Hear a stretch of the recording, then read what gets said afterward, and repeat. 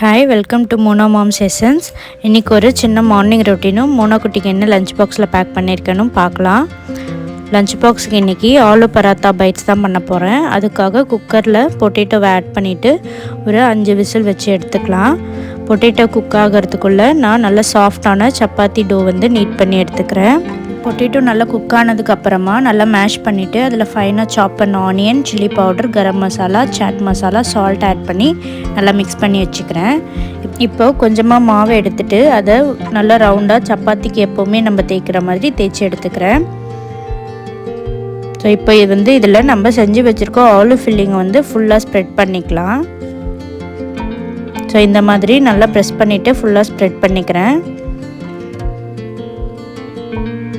இதில் கொஞ்சமாக மாவு டஸ்ட் பண்ணிவிட்டு நல்லா டைட்டாக நான் காட்டியிருக்க மாதிரி ரோல் பண்ணி எடுத்துக்கிறேன். இந்த ஃபில்லிங்க்கு பொட்டேட்டோ மட்டும் இல்லாமல் நீங்கள் ஸ்வீட் பொட்டேட்டோ அந்த மாதிரி கூட மேஷ் பண்ணி சேர்த்துக்கலாம். அப்படி இல்லைனா பன்னீர் கூட இதிலேயே துருவி சேர்த்துக்கலாம். ஸோ நல்லா இந்த மாதிரி டைட்டாக ரோல் பண்ணிவிட்டு சைட்ஸ் ஃபுல்லாக நான் கட் பண்ணி எடுத்துடுறேன். சின்ன சின்ன பீசஸாக இதை நான் கட் பண்ணிக்கிறேன். இந்த மாதிரி கட் பண்ணிவிட்டு நல்லா இப்படி திருப்பி ப்ரெஸ் பண்ணி வச்சுக்கிறேன்.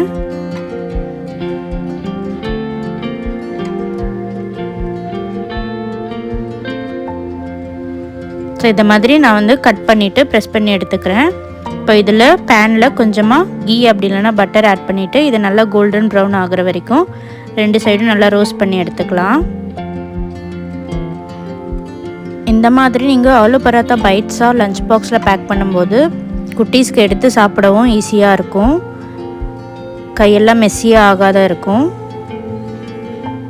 ஸோ இந்த மாதிரி நல்லா ரோஸ்ட் பண்ணிவிட்டு இதை கர்ட் அண்ட் குக்கும்பர் கூட நான் லஞ்ச் பாக்ஸில் பேக் பண்ணி கொடுத்துருக்கேன். இதை மாதிரி ட்ரை பண்ணி பாருங்கள். தேங்க்யூ ஃபார் வாட்சிங்.